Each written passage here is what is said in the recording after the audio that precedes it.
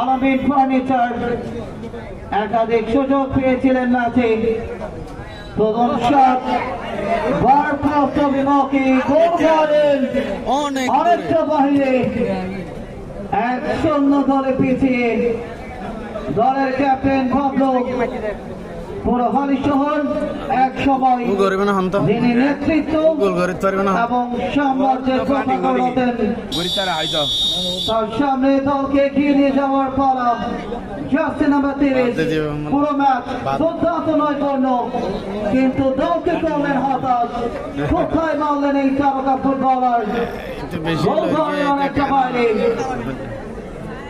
রাকিব আলামিন ফার্নিচার এর আগেও অনেকবার পিছিয়ে পড়েও ইতিহাস করার